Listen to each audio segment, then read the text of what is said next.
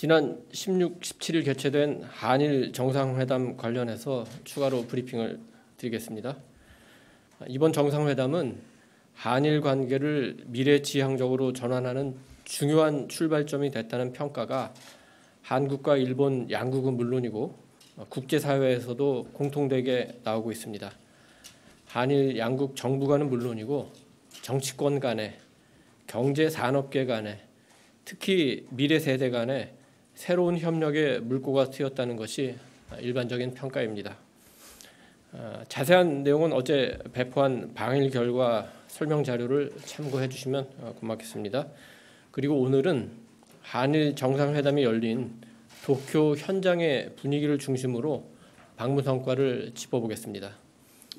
외교라는 것이 상대방의 마음을 열고 양자 또는 그 다자 관계에서 판을 바꾸는 것이라면은 이번 윤석열 대통령의 방일 외교는 커다란 성공이라고 평가할 수 있겠습니다. 우선 상대방의 마음을 연 것과 관련해서 정상회담을 함께한 기시다 총리는 물론이고 이번 방일 기간 중에 만난 12명의 정치 지도자, 10여 명의 경제 지도자, 그리고 수백 명의 개요대 학생들까지 한 목소리로 윤석열 대통령의 결단을 높이 평가했습니다. 현재 일본 정계에서 가장 영향력 있는 정치인 가운데 한 사람인 아소다로 전 총리는 17일 대통령과 만난 자리에서 국내 정치 사정이 있을 텐데도 이번 방일을 결정해줬다. 양국 공동 이익을 위한 결단을 매우 높이 평가하고 다시 한번 환영한다. 이렇게 말했습니다. 전경련과 경단련이 주최한 한일 비즈니스 라운드 테이블 행사에서 사또 야스히로 미주오 파이낸셜 특별고문은 윤 대통령의 강력한 리더십은 우리에게도 큰 공감과 용기를 줬다. 진심으로 경의를 표한다면서 양국 협력은 아시아를 넘어 세계의 안정적 발전에 큰 초석이 될 것이다. 이렇게 얘기했습니다.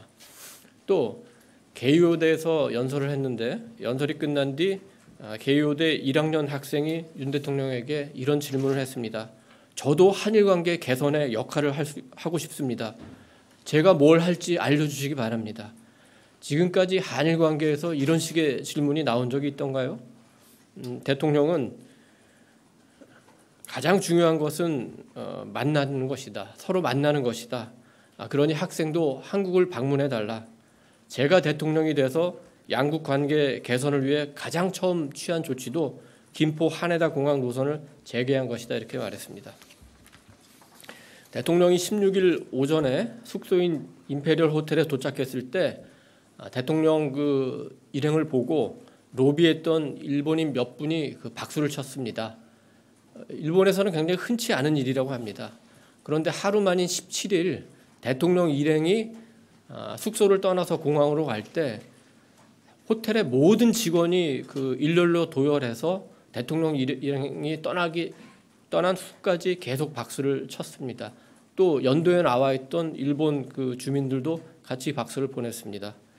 호텔 직원이니까 그럴 수도 있다고 생각했습니다. 그런데 제가 공항에서 비행기가 이륙할 때 그 공항 직원들을 보니까 공항 직원들도 박수를 보내주고 있었습니다. 이 정도면은 그 일본인의 마음을 여는데 어느 정도 성공했지 않나 이런 생각을 하게 됩니다.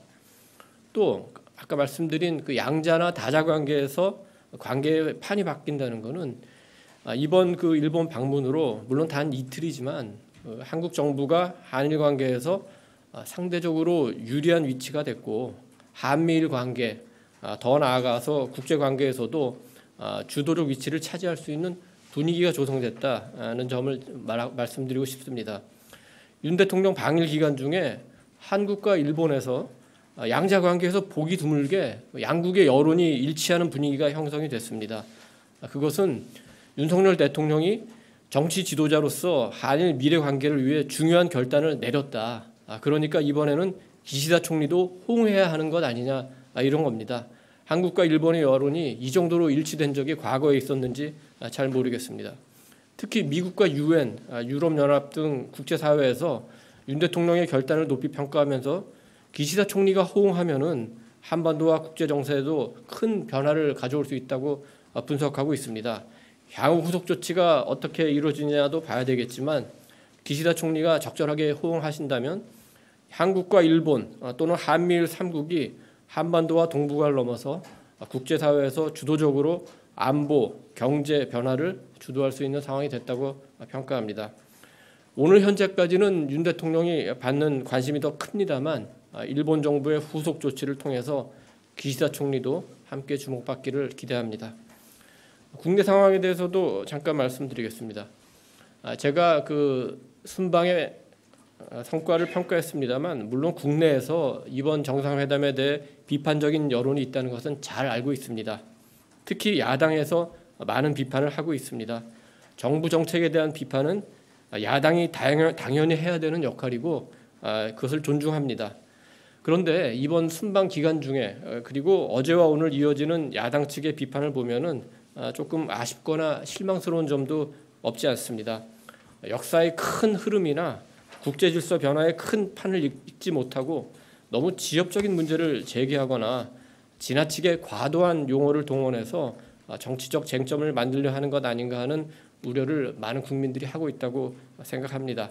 야당 측에서 조금 더 지성적인 연구와 분석을 통해서 그리고 국민의 이익과 미래 세대를 위한 고민을 통해서 정부 정책, 외교 정책을 비판하신다면은 여야 간에 좀 더 생산적인 논의가 이루어지지 않을까 그렇게 생각합니다. 후속 조치에 대해서 잠깐 말씀드리겠습니다. 한일 양국 정부에서는 그 16일 정상회담의 후속 조치가 계속 이어질 것으로 봅니다. 오늘 고위 당정에서도 후속 조치에 대한 대화가 오갔습니다만 정부 각 부처에서 다양한 분야의 교류를 준비 중입니다. 정치권 간의 교류도 더 활발해질 것으로 보입니다. 여당 의원들의 방일이 예정돼 있고 야당 의원들도 동참해 주시기를 기대합니다. 경제산업계에서도 반도체, 배터리, 전기차 등 중심으로 해서 협력 관계가 확대될 것으로 보이고 특히 청년 세대 간의 교류 확대 방안도 곧 나오지 않을까 이렇게 생각이 듭니다. 제가 지금 말씀드린 내용과 관련한 좀 더 구체적인 설명은 제가 백그라운드로 해드리겠습니다.